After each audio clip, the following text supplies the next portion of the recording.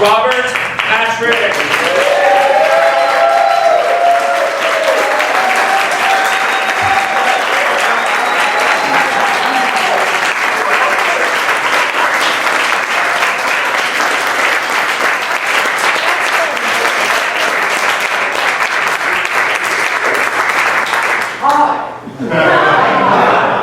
I'm your buddy Bob. I take about 75 minutes. Without a break. Because F. Scott Fitzgerald has decreed there are no second acts in American lives. And it is precisely my American and international lives through which I hope to charm you tonight.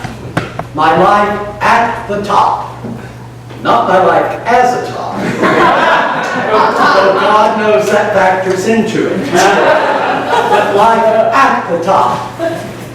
What I prefer to call my sludgy steps to the success pool. But ere I can sherpa you through those Himalayan heights in hindsight, I must sketch for you how I came to start at the bottom. In 1974, after 10 years as New York's most self-produced playwright, in coffee houses, bars, back rooms, basements, bookstores, and one unforgettable bowling alley, I made what I call Arthur Miller's Macbeth. I fell in love with an actor. A brilliant, beautiful, French-Irish, reflexively Catholic, resolutely alcoholic genius named Joe. Joe was perfect for my plays. I wrote a dozen for him. He became my alter ego, and I became his ego alter.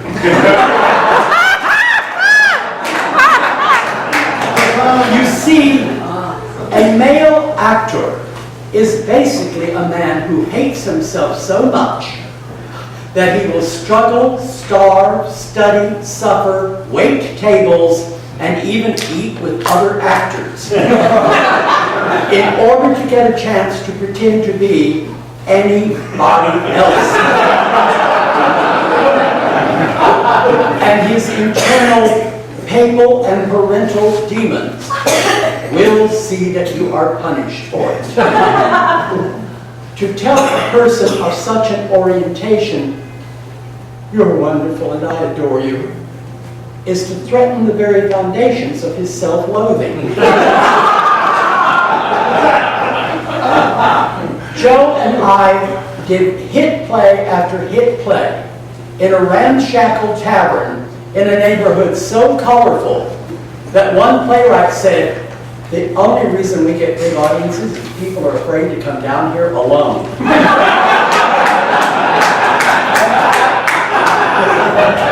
I just tell my friends, turn left at the burning car. After every performance, Joe and I would stroll slowly from the tavern through those mean streets to his door, and my door, and his door, and my door, never entering either. I was boggled. If my affection threatened his identity, his rejection blew my whole cosmos. After all, "You're wonderful and I adore you" had worked with every other man I'd met.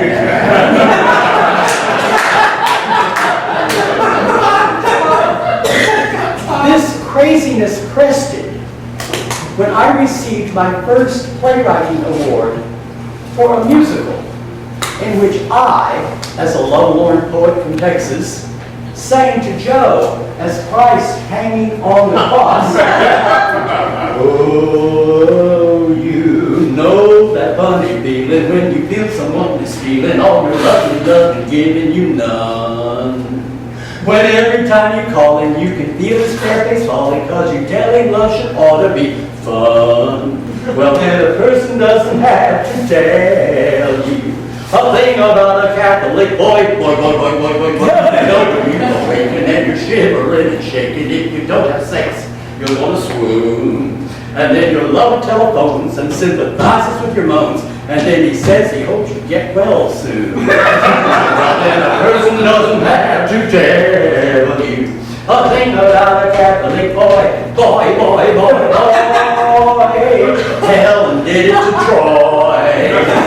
Rome got it from Attila. But these placebos do it with vanilla. You know the kind of fellow who will tell you soft and mellow that he understands your deepest needs. You think he knows just where it's at, then all at once you notice that he's even got a cross hung up on his beads. Well, then a person doesn't have to tell you thing one about a Catholic boy.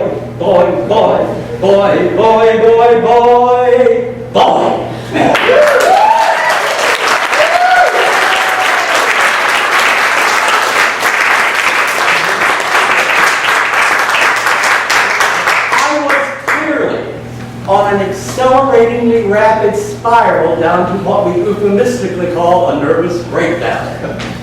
So when a force of nature named Ellen Stewart, the doyenne of New York's most famous underground theater, La Mama, ordered me to open a Los Angeles branch called La Mama Hollywood, I did as I was told. Our first La Mama Hollywood show at your John Anson Ford Theater was a raging success.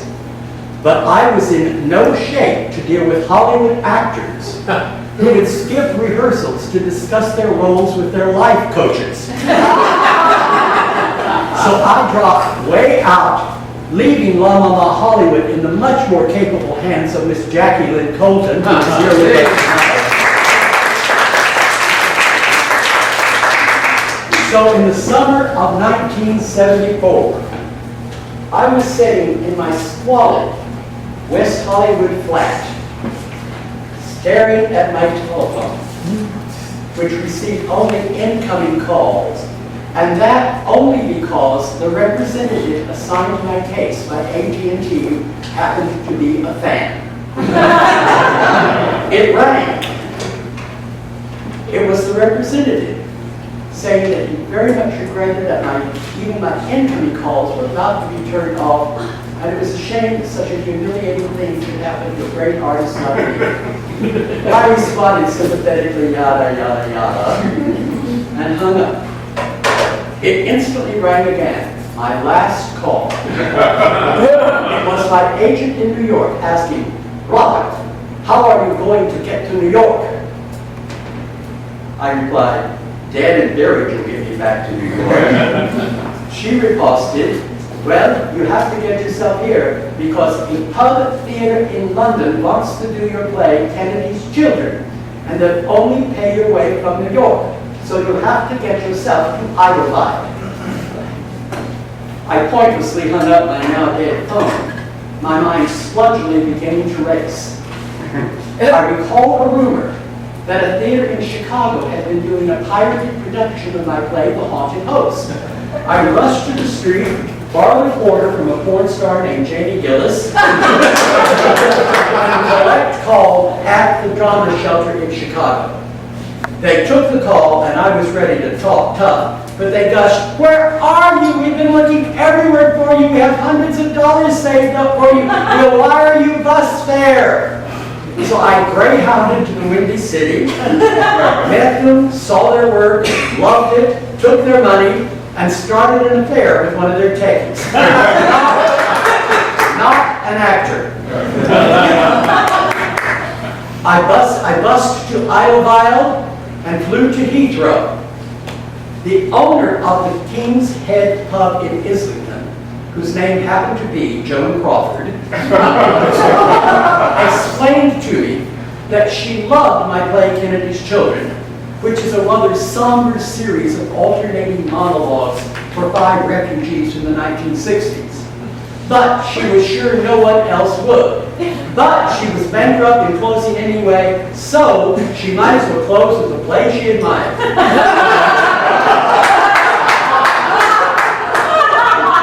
She housed me in a room used to store coal and potatoes and allowed me to earn my meals by tending bar. Now, in London, famous people will often work at the small theaters in between paying jobs. So my play was to be helmed by Clyde Donner, who had directed Woody Allen's first movie, What's New Pussycat? And the role of the simple-hearted schoolteacher was to be played by Oscar winner Glenda Jackson. Overnight, I became the darling of the press. The Cinderella playwright, sleeping in a coal bin, but directed by Donner. Now, I had experienced celebrity secondhand in New York, twice. Once when a TV film crew followed me around a street fair and then aired the footage as Tiny Tim tiptoeing through the same And another time on East 3rd Street when a street crew in a deep pit whistled and catcalled at me because they thought I was the Greek actress Melina Mercouri.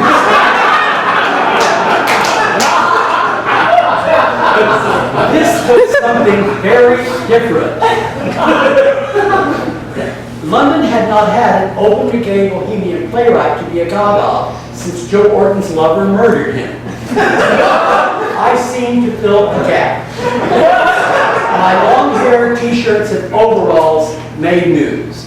When I was refused entrance to Claridge's restaurant because of that outfit, that made news. I was invited to all the press parties. And in London, they are oppressed because the rooms are so small. Fortunately, the people are small too.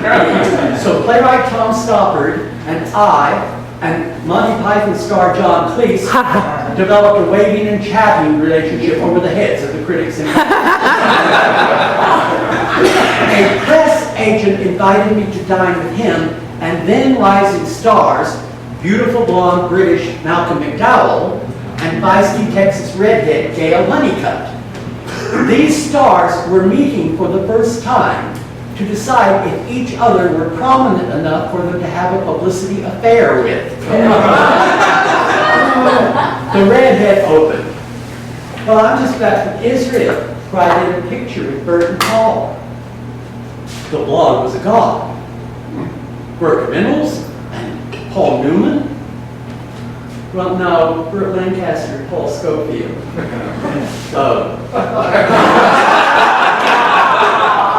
I'm about to start filming Harold Pinter's play, The Birthday Party, with Alan Bates and Sir Laurence Olivier. Oh, from what studio? Well, actually, it's for television. I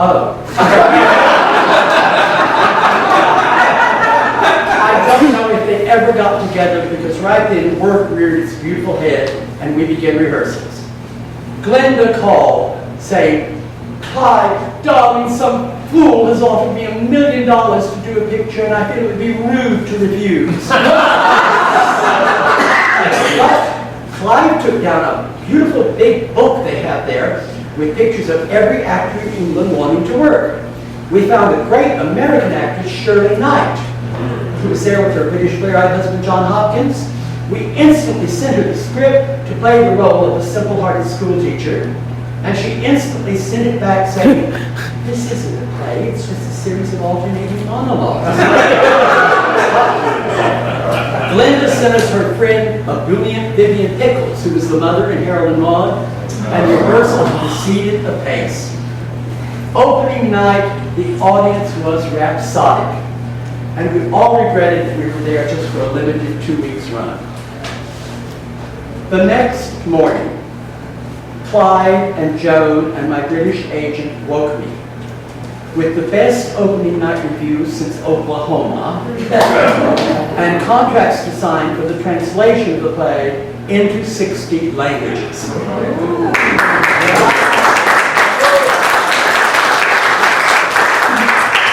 Invitations tripled.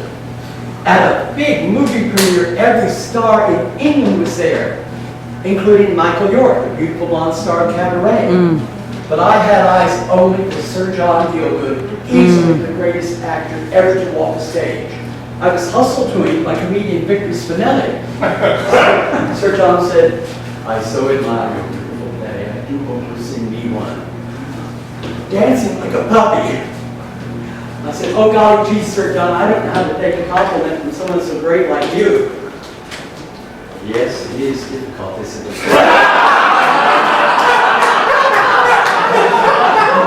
I recall that it took me many years to learn the art, and I'm going to pass the fruits of that labor on to you. Simply do as I need to do. Say thank you, and go try to put the make on Michael York.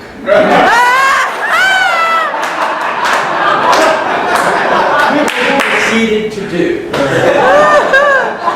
I was less humble with certain other celebrities, serving as doorman at the King's Head. One night, when playwright John Osborne and director Lindsay Anderson had completely destroyed the first act with their cigar smoking and raucous laughter and boos and catcalls at the actors, I slammed the doors, refusing them entrance for Act 2. This made the papers. They have a paper there called the Evening Standard, which gives a playwriting award, which is the equivalent of our American Tony. When Harold Pinter's wife, Lady Antonia Fraser, bragged in print that she had talked all the other judges out of giving the prize to Kennedy's children on the first vote, that made more news than if I had won the award. And it also explained why Lady Antonia Fraser is an oxymoron. The play moved to the prestigious Arts Theatre, and I traveled to Scotland and Ireland and Wales and France and Holland and Austria and Cape Town and Venezuela to see productions of it. And what did all this mean to a lovelorn top from Texas? Nada. Zilch. Delian. Nothing, honey. And why? Because Joe didn't love me. I did what, believe it or not, seemed at the time the sensible thing to do. I turned down Clyde Donner's offer to direct The Haunted House on the West End with Malcolm McDowell and Alan Bates, and instead gave it for free to Europe's first gay play festival, on condition they would allow me to fly over Joe and another New York actor I was also in love with. My thinking, if it deserves that term, was this. After they saw me in my fame and wealth and power, one of them was bound to fall in love with me. They fell in love with each other. As time went on, I learned that I was far from being the only victim of Joe's Vatican upbringing. As years went by, more and more I found myself in this situation. Many men come wandering in and ask what's wrong with you. They think I was once your guy and should know what to do. Somewhere they read you loved me and begged me to try to remember. But you never said you loved me, not even a lie to remember. Now and then, among those men, I find one for a fling. An afternoon forgotten soon, that doesn't mean a thing. Oh, Joe, if instead you loved me, we roar as we rendezvous. Then once again, we're many men, hopelessly loving you.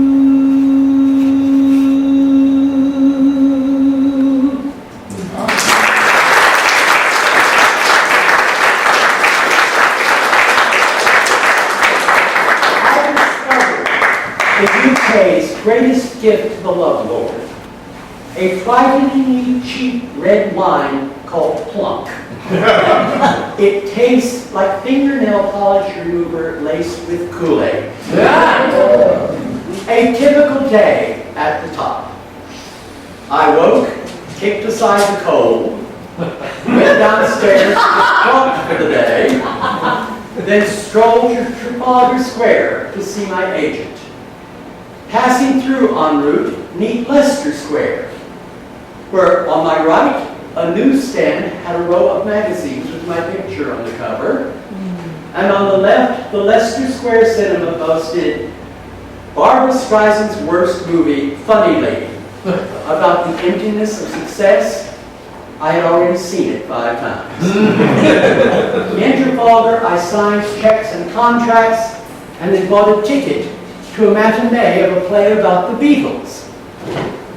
My stellar presence caused such commotion among the audience that it disturbed the actors. At intermission, or interval as they say, the head usher asked me to leave, adding, "Your sort should come meet me and take private boxes, sir." I got on a 2-story bus. A dozen schoolboys shouted, "Oh, there's a famous guy!" and rushed to my side of the bus, causing it to wobble. The conductor asked me to dismount, and "Your sort should take taxis, sir." Leicester Square, I once again sat through Funny Lady and its accompanying short subject, Jersey, Isle of Contrasts. I made my way to the bar at the Arts Theatre to begin my evening plunking, and a lyric voice to my right ordered drinks. I turned, and there stood the loveliest metamorphosis of matter that evolution had yet achieved. A Walt Disney doe in human female form, with tousled bronze hair and great gray-green eyes. I put down what could easily have been my last drink. I said, "Miss, I don't know if you're an actress, but it doesn't matter. I can teach you to act. I want to direct you as George Bernard Shaw's St. Joan. Anyone would follow you anywhere." She said ruefully, "Oh, I wish that it were so." And a voice from a table yelled, "Vanessa, where are the drinks?" I had offered to teach Miss Redgrave how to act. Later, I learned why she was present at my theater. After Act 1, she went upstairs to try to talk the cast out of going on for Act 2 in protest against something or other. Evelyn Norton, playing my hippie girl, flung her down the stairs, shouting, "For God's sake, Vanessa, not at interval!" So for the next few days, coming out of Funny Lady and Jersey, Isle of Contrasts, I saw my St. Joan cruising the theater area in bandages and dark glasses, looking for someone else's show to close. I was in great danger of memorizing the narration of Jersey, Isle of Contrasts. This could not go on. It did not. Kennedy Center in Washington, D.C. said they wanted to do Kennedy's Children. Now, I didn't care if I never returned to my homeland, but I am so shallow that I wanted t-shirts that said Kennedy's Children at Kennedy Center. So I hopped on a plane. While I was mid-Atlantic, Arthur Schlesinger read the play and said, "No, no, no, no, no, no, no, no, no, no, no, no, no." So I was ready to turn around at Dulles Airport, but some rich young fool from New York had flown to Dulles precisely to beg me to let him produce Kennedy's Children off-Broadway, where, had I had the brains to accept this offer, I have no doubt it would still be running tonight, 37 years later.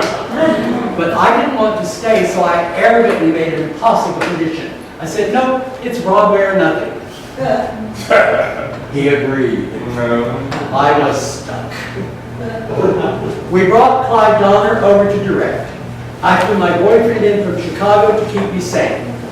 The producer leased the Golden Theater, which is where Betty Davis acts in All About Eve, and got it for amazingly low rent because they said they were so eager to house my prestigious play. It seemed a good omen. I discovered New York Celebrity. It is rougher than the British version. At a gallery opening of a show of new photographs by my idol Richard Avedon, the paparazzi and autograph hounds pursued the celebrities so vigorously they knocked pictures off the wall. The famous designer Halstead was supposed to come but couldn't make it, so his lover came. The hounds pursued him. I spotted Warren Beatty cowering in a corner, shook his hand and thanked him for kind words he had said about the play in London. He didn't remember it, me, or them.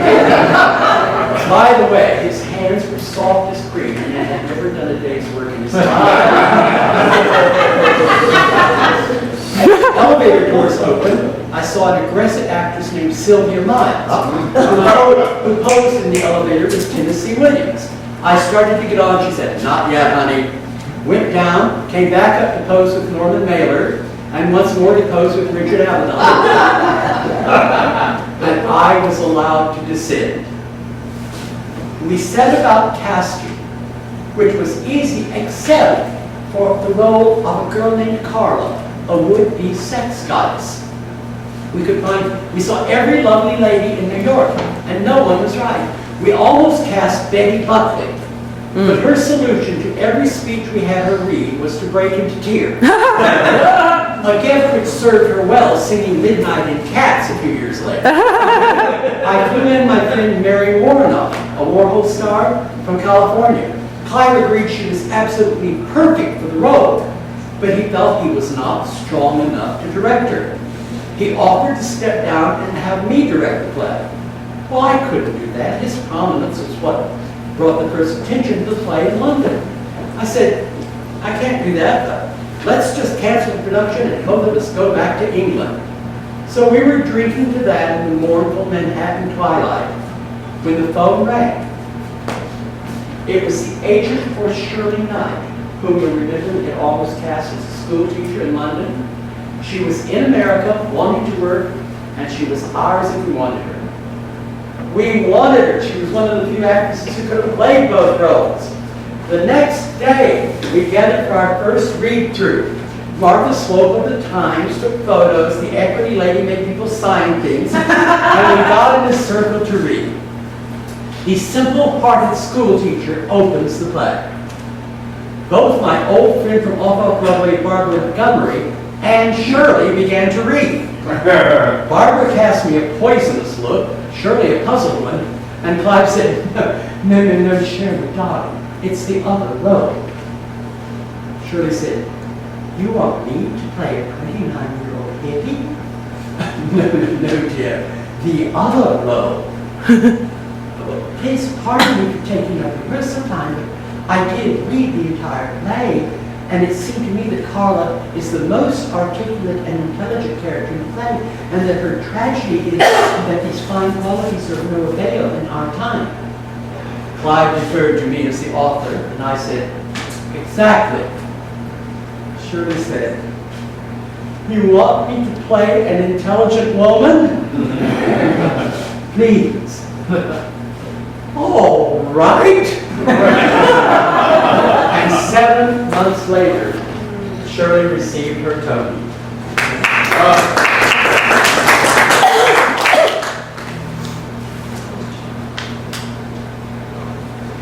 I'm not interested in the 60s. I'm not interested in any of these nostalgic eras they're reviving, to tell you the truth. I mean, what are they really all about? I keep hearing the faggots I know saying, oh, New York now is really Berlin in the 30s again. But it's not, you know. That's just people trying so desperately to find some meaning for their own time. I don't want to get into anything heavy.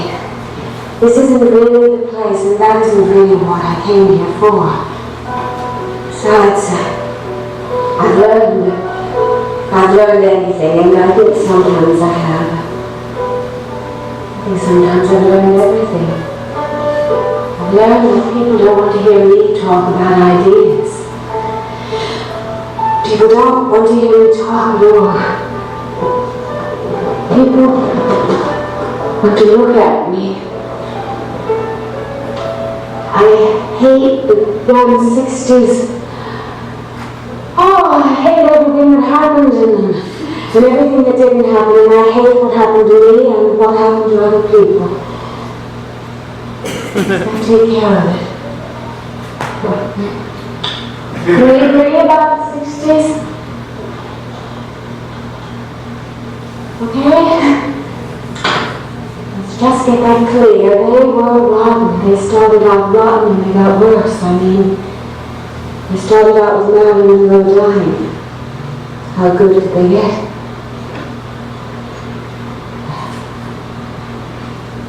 That's when they started for me.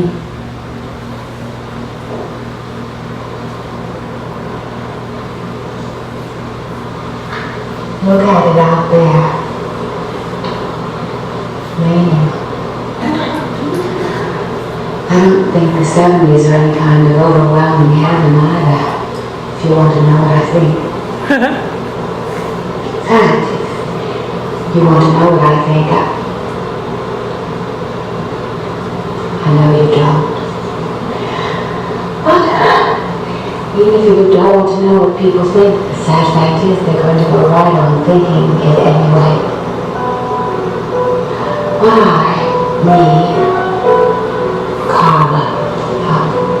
Me, Carla. Well, I personally, deep down in my own unsubdivided, living, pulsing, throbbing, unknowable, uncared for, and utterly unimportant consciousness thing is that the 70s are just the garbage of the 60s.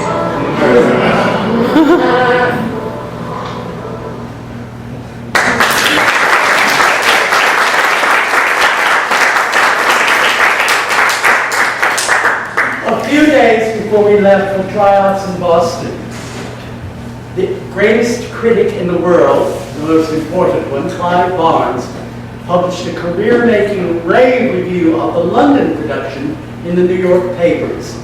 My boyfriend and I ran up and down 7th Avenue reading it by streetlight to baffle passers-by. It seemed another good omen. Two interesting things happened in Boston. One, we were housed in the huge Wilbur Theater. My American and British agents, both of whom attended, said, "Robert, Kennedy's Children is a tiny little coffee house play.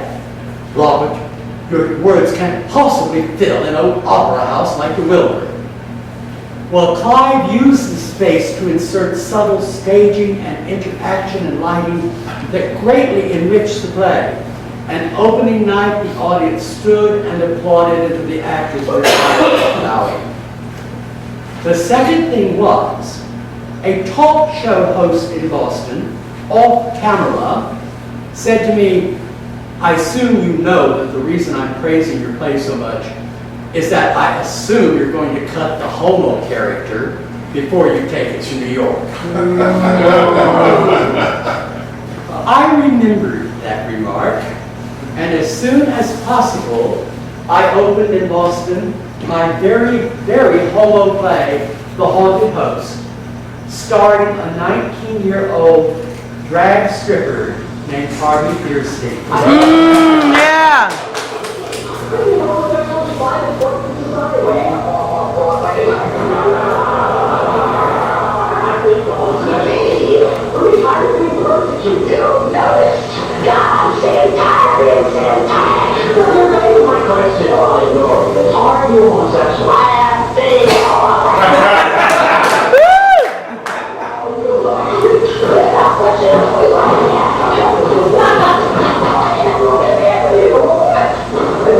Of course,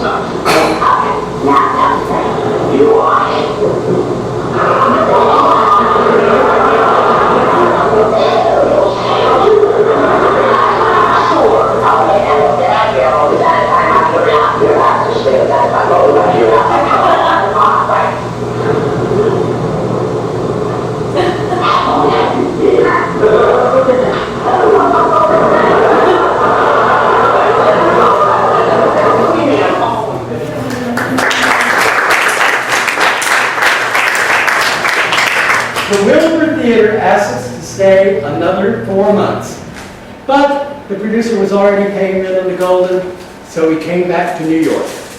We had the Golden for only one afternoon rehearsal before opening that night. I told the producer that if he would give me the house for that run-through, I would ask for no comps during the entire run of the show.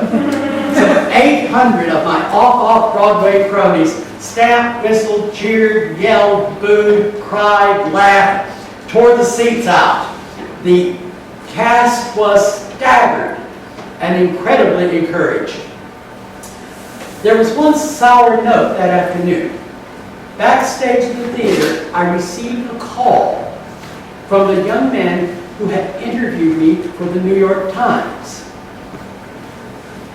I just couldn't let him get us on tape because... just go ahead and say it. I had orders to make you look like a fool, and sound like a fool. What are you laughing at? I must not have made myself clear. You see, I had orders. I mean, you're going to hate what I've written. I had to take everything out of context, and the rewrite voice made it sound even worse. You see, word around the department is the London critics ditched the Times for not having discovered you first, so we're out to get ourselves off the hook representing you as me. They are, I mean. This isn't funny. This is my first big job. I mean, I had no idea it would be this bad at the top. I'm sure I was ready for compromise, subterfuge, cynicism, hell, even unadulterated evil, but this petty, small-minded, self-serving vindictiveness, I wish you wouldn't laugh.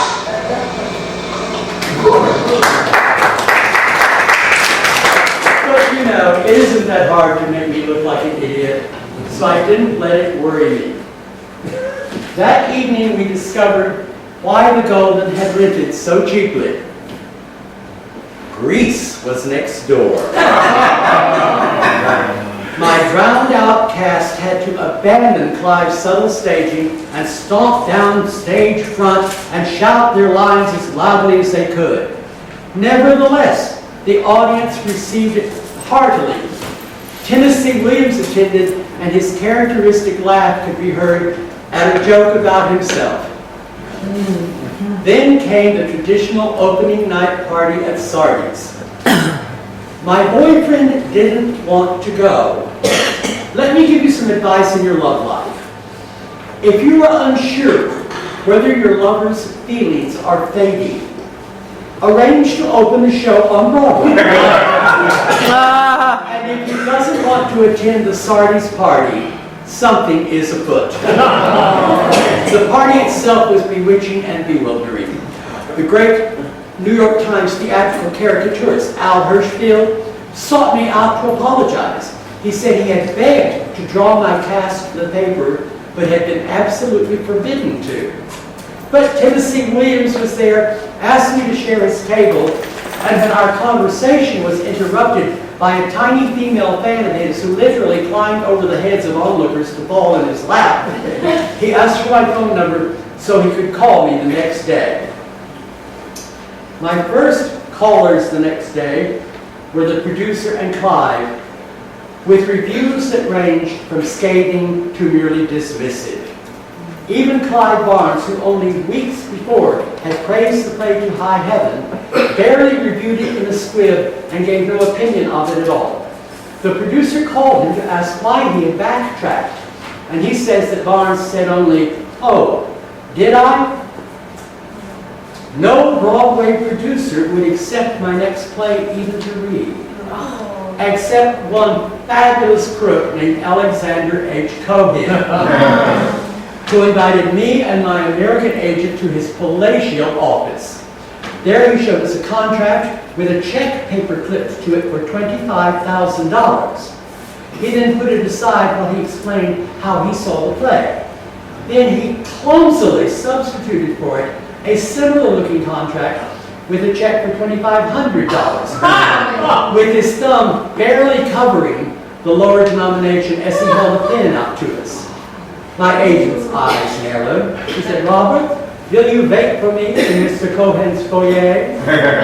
In the foyer, two of his employees separately approached me to whisper, "Don't let him produce your play. He'll get rich and you won't make a penny." My agent came out, her face frozen in a smile, and said, "Robert, Mr. Cohen has kindly offered us his car." In the limo, I started to speak and she shushed me. When we got out, I asked what that was, and she said, "Robert, I hear the son of a bitch has tape recorders in all his cars." My friends, when they called the Golden or the Broadway ticket offices, were told there were no tickets available for Kennedy's Children. And there were thousands. There were hardly any non-musical plays opening on Broadway that season. So everyone assumed Kennedy's Children would get a Tony nomination. The Tony Committee broke its own rule and nominated instead a play that had actually opened the season before.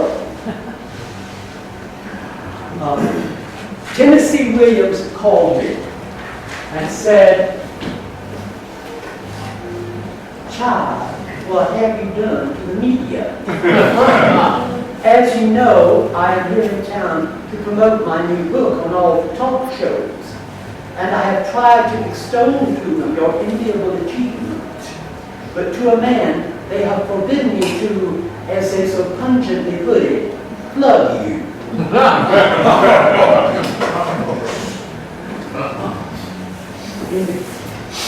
Lily Tomlin called me and said, "Oh, why didn't you hire me for the role of the hippie before Nashville came out and my price got too high for you? Why didn't you?"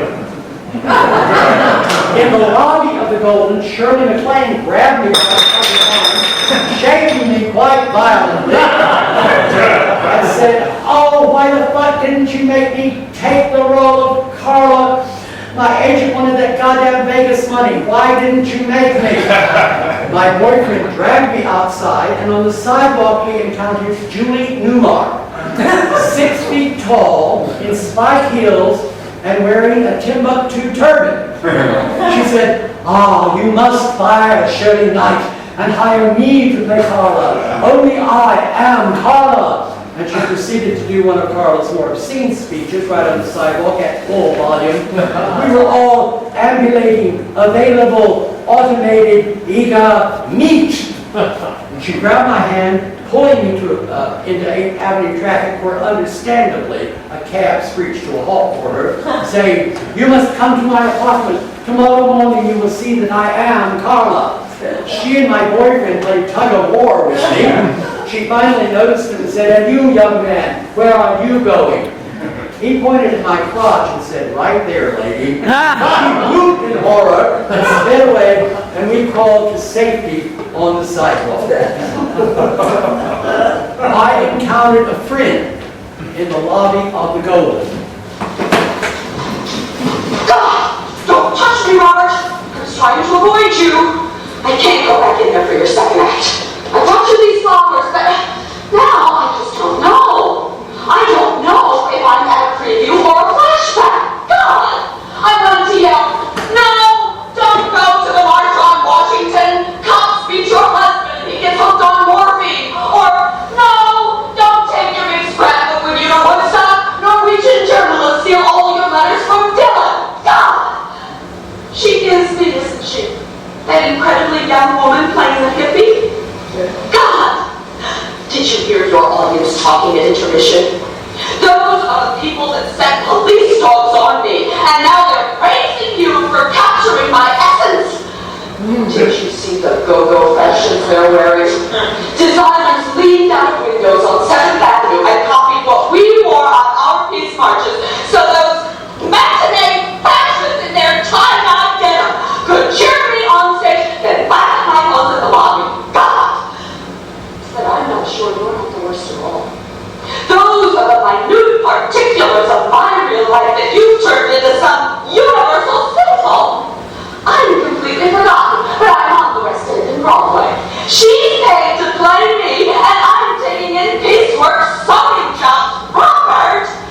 If I write my own life now, someone will call me a plagiarist. I know in my heart that you love me and revere me, but you know in yours, you're standing there listening to me, and all you're hearing is one more dynamite monologue.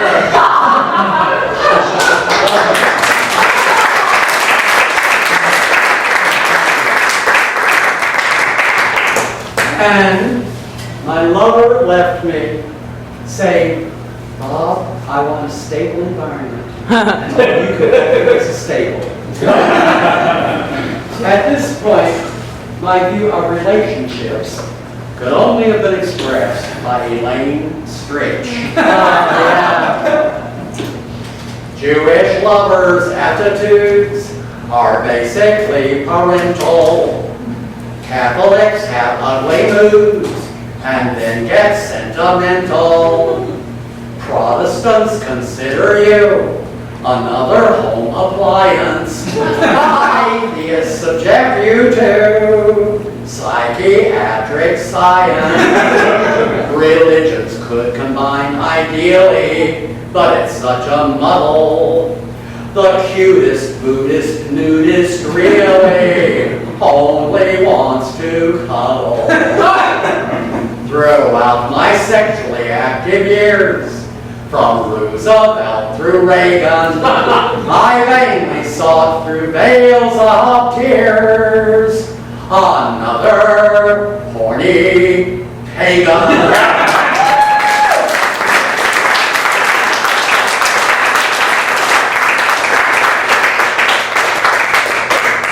Washed my hands of the great white way, left the cast to eke out a dreary 2-month run, and headed for Washington State, where I was to direct the play at the Seattle Repertory Theater. Yeah.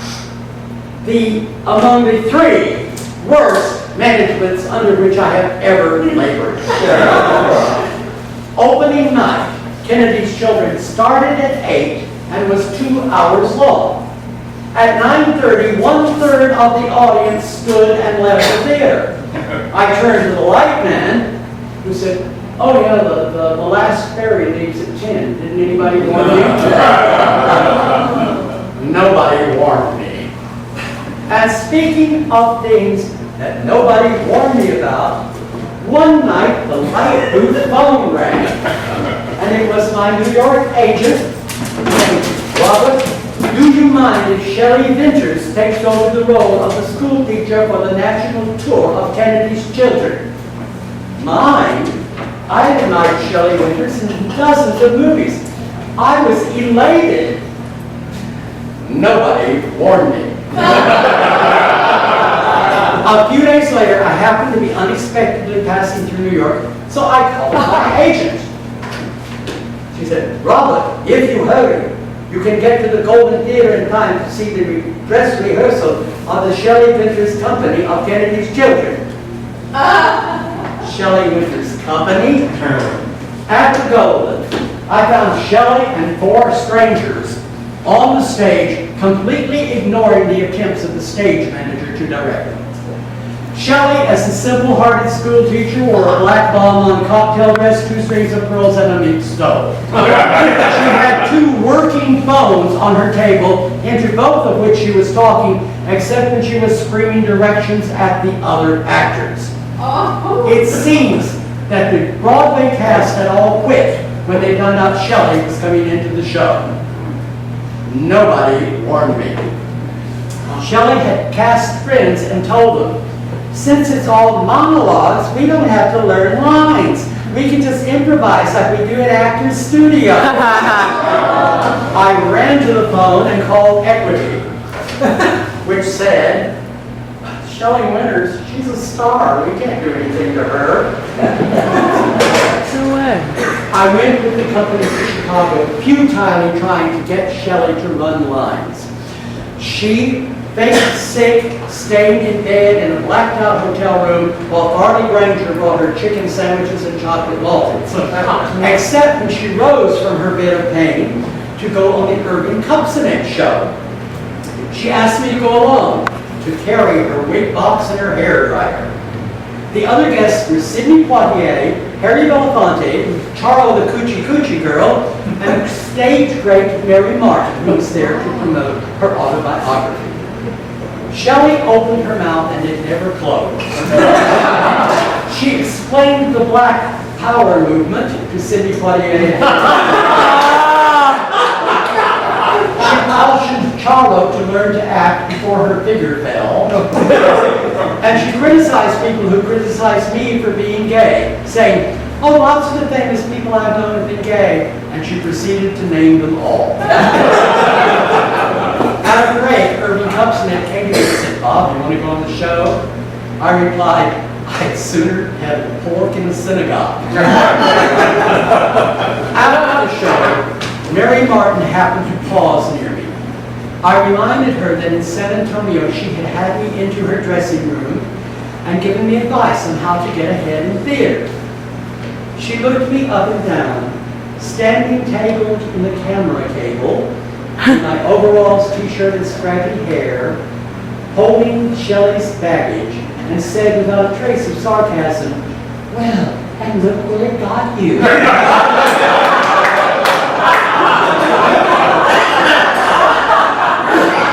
The next day, I closed my script and said, "Shelley, you have no intention of learning lines, have you?" She said, "Well, my ex-husband's family in Italy and my daughter, I haven't..." I said, "No, it's fine, it's fine, I'm not about it. I'll sue the producer, he'll sue you, lawyers will take care of it, it's all, it's fine. But I want you to do me one favor. I want you and Farley to dress up like movie stars and the three of us lunch downstairs in public." Shelley pirouetted into her balmain, Farley into his savile robe, and the three of us marched arm in arm down the stairs. The maitre d' automatically lifted the robe for us and automatically closed it to all others. And for 2 hours, these two movie stars dished the dirt on every great person of the 20th century who they had known or who had known them. We opened to reviews like Shelley Winters in rambling, repetitious role. I sued the producer, he sued Shelley, she skipped the country, the extensive tour had to be canceled, and whatever tiny hopes I might ever have had of a commercial American theater career dwindled down to one tiny flickering spark and died. But a new star rose in the west.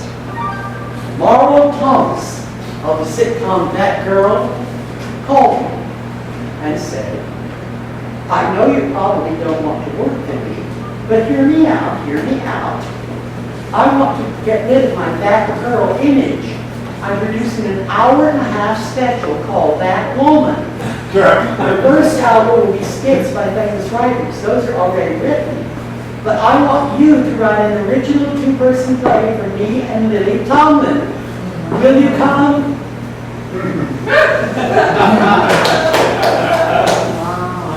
Marlo's words and the names of the stars who were to be in the skits stirred something ancient in my soul. And I remembered my boyhood dreams in the Southwest of wanting to be part of that industry. Life has brought me plenty, but way back in 1920, I could have been signed by MGM. They had 6 or 7 more stars than there are in heaven, all of them designed by MGM. Personnel would contact any kid to sign a contract who could sing or dance or even swim. They told every actor, when you're finished at Max Factor, you'll be Jewel Leo's diadem. Wish I was a player scared to death of L.B. Mayer, serving Master Irving Thalberg's whim on a golden age soundstage at MGM. They did moving magic for the comic and the tragic stories that they shot at MGM. Medieval castles or dancing ladies' tassels, only on the spot at MGM. They could make an ocean or an earthquake in slow motion, or a super duper pseudonym. Centuries Joan Crawford, their enormous backlot was a geographic jackpot. Go to Rome or come home to Aunt M. They sent Judy Garland over rainbows to a farland, but nobody thought, including them, that Oz was awesome, as was MGM. Their casket schedule ranged from Garbo clear to Gable, platinum to brass at MGM. Yet they could make a classy vehicle for Liz and Lassie. Nothing ever crashed at MGM. They could make a PG picture of a book like Gigi, all about a teenage fatal film. Quentin Tarantino hadn't been born yet, but we know there's sick security on him.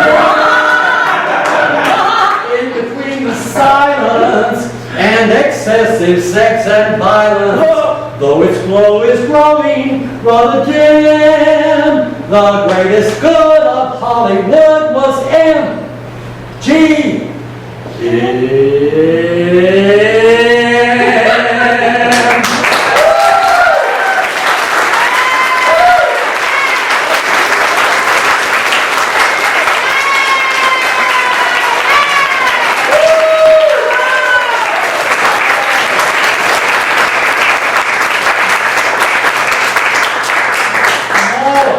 Picked me up at the airport and drove me to the Beverly Hilton, where there awaited me a beautiful red Remington Rand typewriter and a complimentary full-length bathrobe.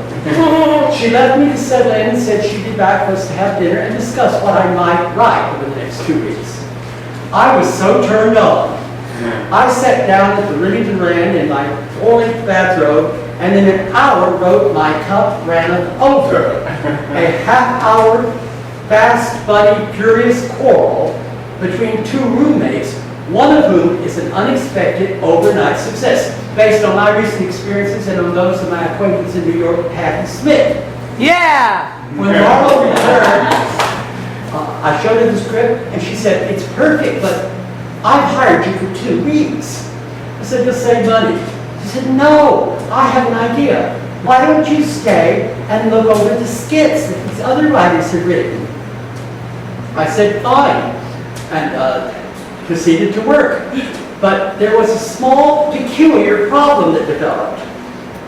Marlo told me, "You're not writing for your New York sophisticates when you write for television. You're writing for people who don't vote." But the environment was not conducive to mediocrity. One Sunday, I ran out of typewriter ribbon, and I called Marlo and said, "Marlo, the pages," that's what they call scripts in the industry, "won't be ready Monday." She said, "That's all right. I got someone writing a movie for me on the 4th floor. She'll have ribbons." She turned out to be Elaine May of the Nicholson and the genius who wrote and starred in A New Leaf. Timidly, I sat with her for half an hour discussing these tacky Hollywood people. Then we both went back to hacking for their tacky money. When I stepped on the elevator, there would be Elton John and Paul McCartney, or Warren Beatty and Dolores Del Rio, all of them constantly chattering out loud and with full anxiety about their apparently permanently imperiled careers. Once when I stepped on, there was a famous naturalist writer arguing with his wife. She said, "You are famous, you are." He said, I'm not, nobody knows me. You, young man, you know who I am. Well, since I had just been staring at a 6-foot portrait of him in the Hilton bookstore, I had to admit I did. I thought the man would murder me. I called Marlo and said, "I just can't think like Archie Bunker in this branch of Schwab's drugstore." So she kindly moved me 2 blocks up on Rodeo Drive to a more proletarian pad. Someone there even stole my bathrobe. But the fact was, I was spending most of my time at Marlo's mansion. She had taken a maternal liking to me and wanted to teach me how things really get done in show business. For instance, all 3 networks were constantly after Marlo to return to the sitcom, than which she would rather die. So I was baffled when she invited me to have lunch in her garden with her and a representative from each of the networks who were to bid on her sitcom services. They arrived, 3 beautiful young men, all in pastel suits, and began bidding. Marlo pulled his strings like a puppeteer, and then, exactly as if by chance, her even more famous father, Danny Thomas, appeared. He apologized, but the 3 networkettes begged him to stay. You see, he was even more famous for his acumen in Los Angeles real estate. They were all investors. He knew every property they owned. He told one, "The wiring in that motel of yours in Encino is substandard." And the other, "You better check the sewage pipe in that shopping mall of yours in Calabasas." They were drooling at his feet. He said he had to go because he was having trouble raising money for his favorite charity, the St. Jude's Hospital for Children. The networkettes almost wet their pastel pants competing to see who could write him the biggest check the fastest. He left donations in hand and networkettes in tow. I turned to Marlo, who simply looked at me and went, In fact, I would have been staying at Marlo's mansion all along, except that her guest room was occupied by her then lover, David Gavitt, the president of Warner Brothers Studio, whom she was nursing through a cold. On the day he descended, he took one look at me, another person in the room, a mere writer at that, and began turning flip-flops trying to impress me. And believe me, in the industry, writers rank well below the parking lot squirrel. I'm the most important man in Hollywood. I'm the most important man in Hollywood. You don't believe me? You don't believe me? I believed him, but he Mack trucked right over me. I'll show you. I'll show you. The whole world was waiting for me to cast the most important role of the decade, the disillusioned priest in Exorcist II. And I'm going to do it right now. I'll show you.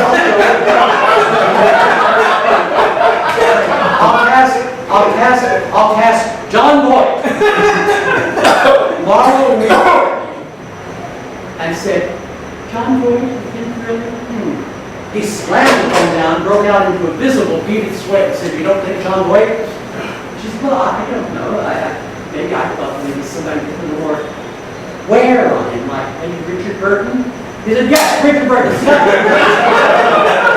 I'll cast him right now. And so he did.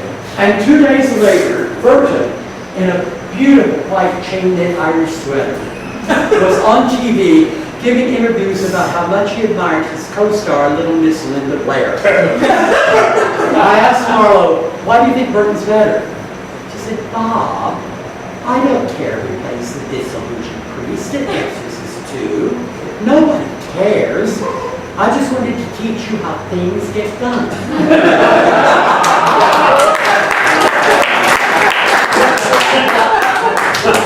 She may have taught me better than she knew. With production nearing, her producers arrived from New York, having just read a musilogynous book called Passages by Gail Sheep, The New Testament of Positive Thinking. They read the skits and were appalled, especially by one about a housewife whose marriage is saved by a facelift called Change of Wife. They said, "This seems to imply that looks are important in a relationship, whereas we all know it's inner harmony that matters." Well, I, whose life had been destroyed by my lack of good looks, and Marla, whose career had been made by her nose job, gazed at them across a vast philosophical gulf.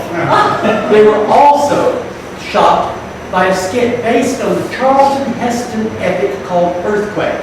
The skit was entitled Birth Rage. Marla and Charlton were to play unheeded population analysts who, along with the rest of the human race, smothered under a mounting pile of newborns because everyone ignored their warnings that at a certain statistical spot, every female on Earth was going to give birth to triplets.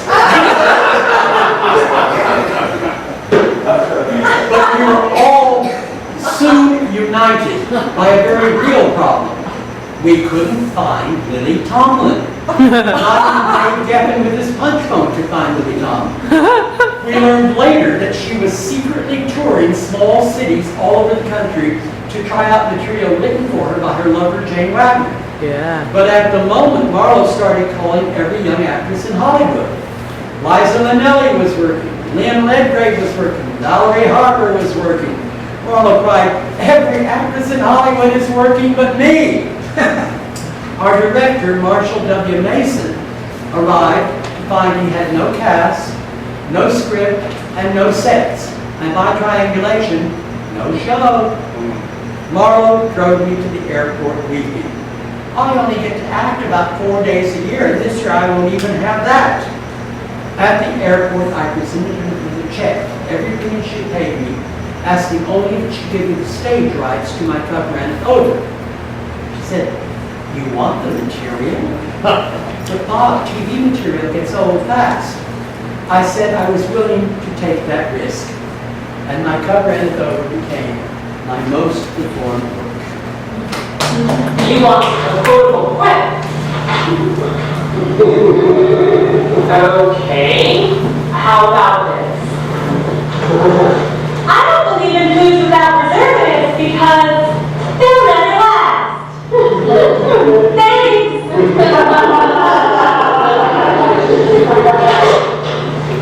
You can save exclusive interviews with Larry King. Maybe talk about Rebecca Conklin putting out t-shirts. It'll be cheap. That won't stop me. Larry King? He's real! Why did he record it? Because he doesn't make records. He writes. I write too, Bridget. Paula, is there any way to leave the radio on all the stations simultaneously? Oh, yes, there is. You'll find it. Wish you well. I wish you were. Paula, are you okay? I'm okay. You're okay. Great. Real love. Your face looks like a pig. Thanks. Did I do something wrong? Oh, that's People Magazine. I washed the dishes in our sauce last night, didn't I? Yes. And I didn't wash them together, did I? Did I leave our sauce on the champagne glasses? No. Oh. Did I leave my electric car plugged in again all night? You can afford it. Yeah, there's a new endorsement at the electric company. But Robin, why are you uptight? I'm not uptight. Don't forget to anxiety will leave. Am I doing that again? I'm sorry. I didn't know I'm doing that until you tell me. Thank you. Sure. Poor Prince Moore, she asked herself, then profoundly, turning to work. But you do seem upset. Is it possible that you're anxious and projecting your anxieties onto me, and then projecting your projecting onto my projecting onto you?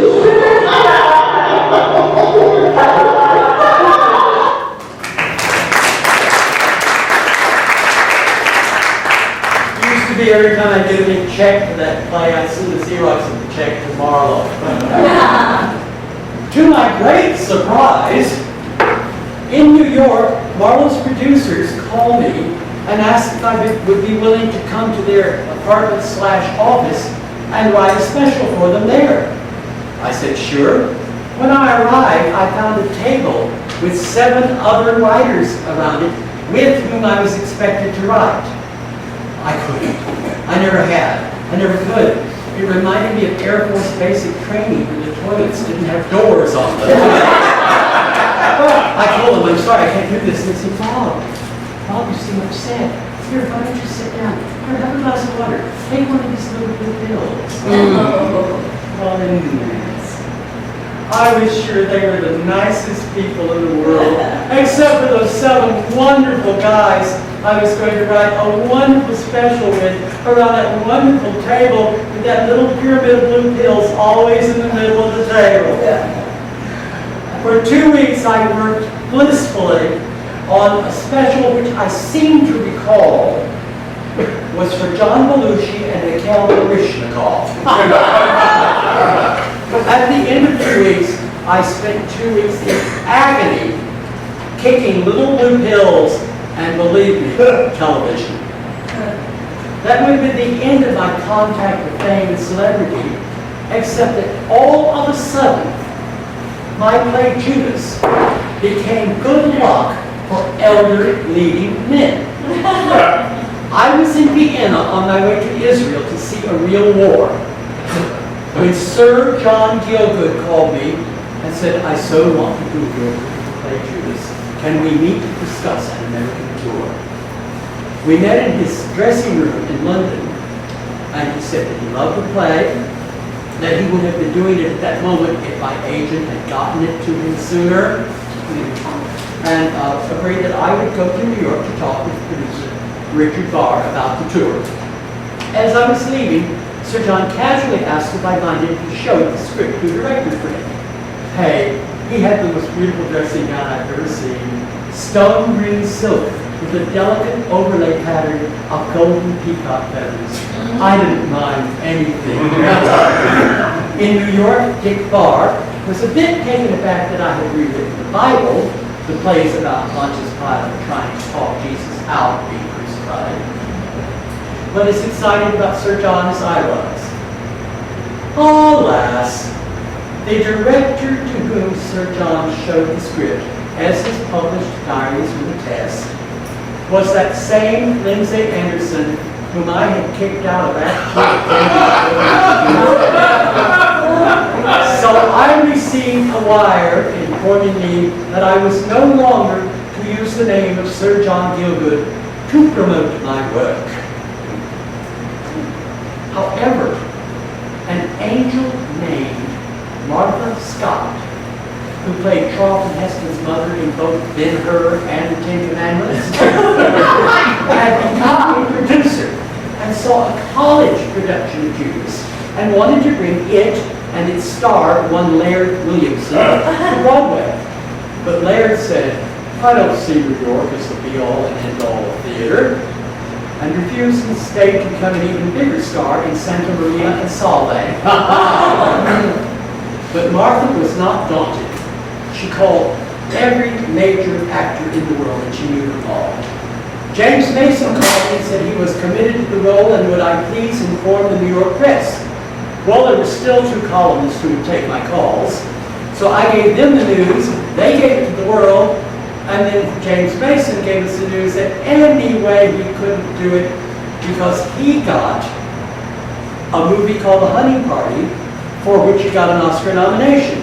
Oh, by the way, Sir John couldn't have done the play anyway either because he got a movie called Arthur, for which he won his Oscar. And that was the last 2 press people that had ever spoken with me. Vincent Price was determined to do Pilate. But anyway, he called saying, Robert, darling, I've been offered a national tour of my one-man show about Oscar Wilde. And I own it, Robert. I get all the money. Robert, it's an annuity. Richard Burton was said to be dying to do the role, but he was so surrounded by agents and managers and lip spittles, even Martha never actually spoke to him. But anyway, he got the movie of Equus. Tony Perkins' agent could not get it through her head that Pilate was the lead role of the play. She said, why aren't you asking Tony to play Judas? That's the title. Tony plays only title roles.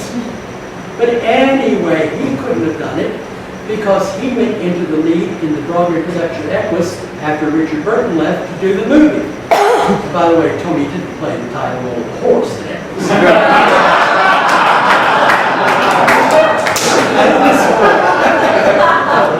At this point, I said to Martha, jokingly, why don't you get your friend Charlton Heston to do? His name will fill any theater in the world for any length of time. Martha, taking me seriously, said delicately, but Bob, Chuck can't act.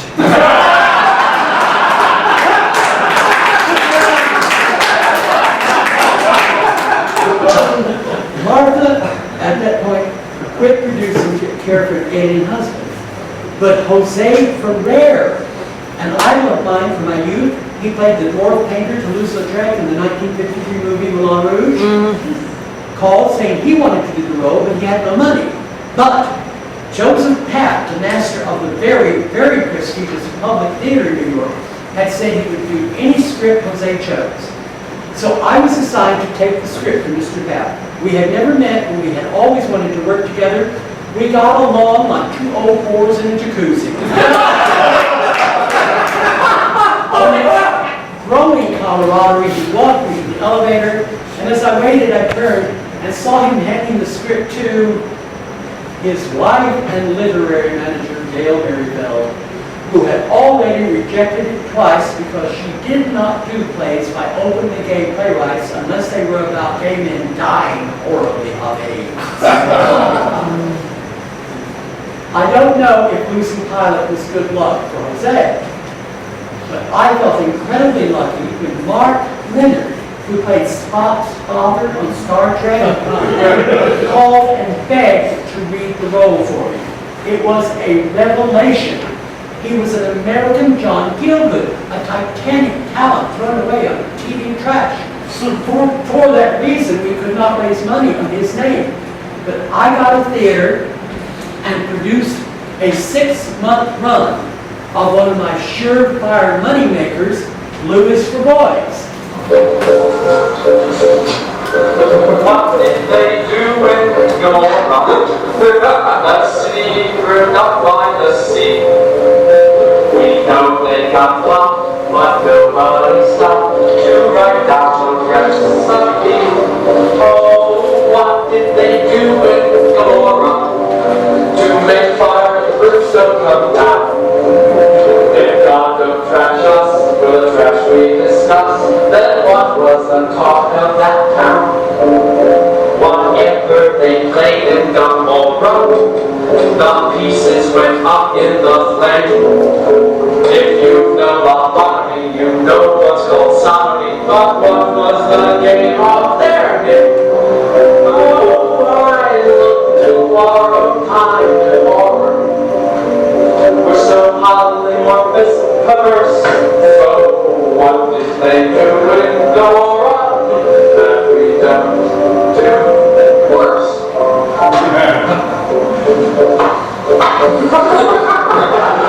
They can't sing a homophile aura to get microwaved into it.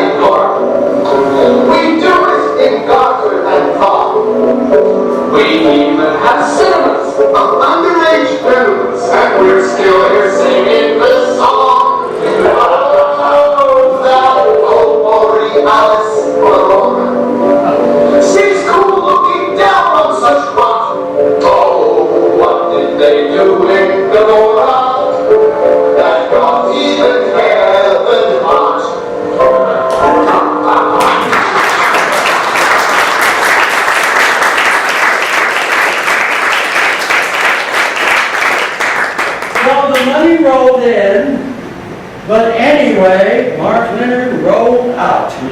He said, Bob, we have to postpone the production. I've been offered a lucrative string of Star Trek conventions. I said, Mark, we've rented the theater, bought your clothes, cast the other roles, and announced the date. You can't postpone. He said, Bob, it's a question of alimony. Only after his death did I learn he had been married to one woman his whole life. I don't know what the alimony play was about, or whether maybe there was some past mistress who had to be paid off. At any rate, theater rented, cast, announcements made. I had to play pilot.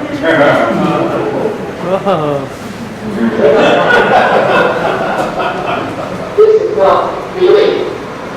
This is beyond belief. Do you think we want your suicide? Do you think we need that? Do you think anyone wants your death but you? Do you think we taught those soldiers to obey to have them march you to Golgotha? Do you think we taught them to follow to have them follow you? Do you think your suffering is what we have taught, fought, killed, and built for? You are wrong, Jesus, wrong. Civilizations are not labored over for the likes of you and me, elevated on our crosses and our towers. Wars are fought for the mind of Judas. Philosophy started with a piece of mind of Judas. Religions are permitted, allowances made, mythologies propounded, not that you or I may win or lose, but only so Judas may rise each morning knowing who he is and what his day's work on that day must be. Jesus, the truth has come against your lies to kill you. Why did you not live to tell the truth? Say you are not king of the Jews and live to me. Say you are not the Son of God and live to show us we all are. Say you are not the enemy of Rome and live to help destroy Rome and rebuild it. Do you think you're alone up here? I know what you're doing and I know the love of whom. But those of us who sacrifice ourselves to systems we do not believe in merely to secure the happiness of others, we may be doing nothing but creating our own destruction. Why, above all, I understand you feel you must sacrifice yourself, but those feelings are not your own thoughts, and these thoughts are not perhaps my own feelings, but I do cannot believe man can live without faith.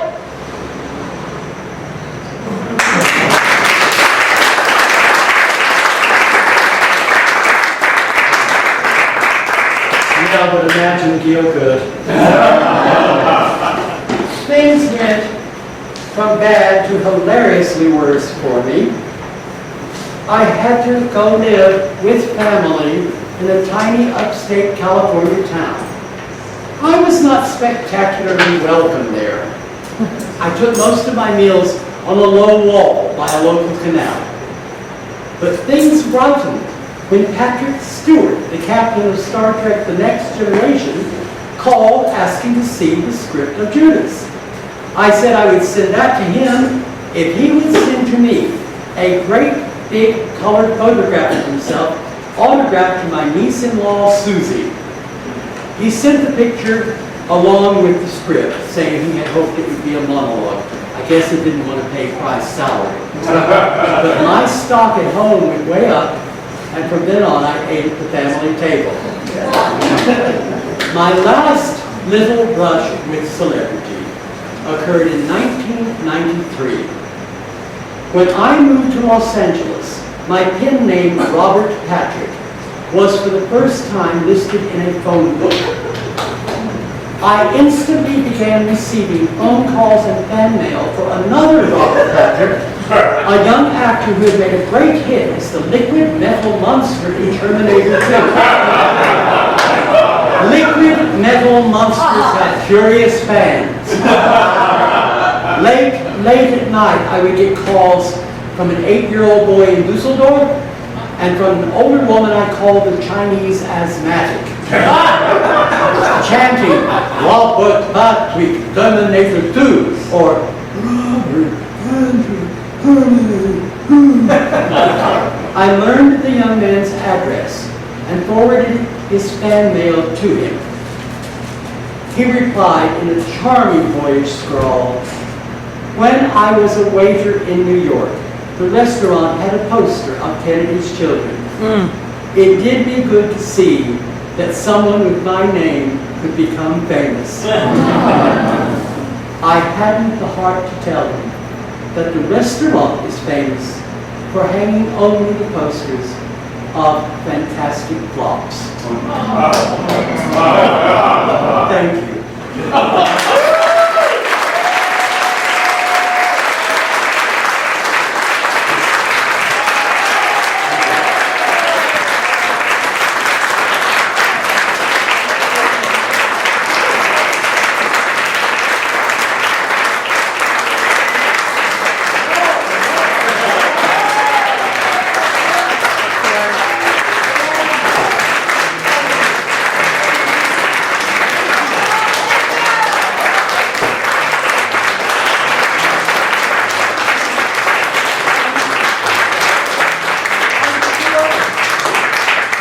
That half of you have heard all of those stories before. I want to thank my producer, Jason Jin.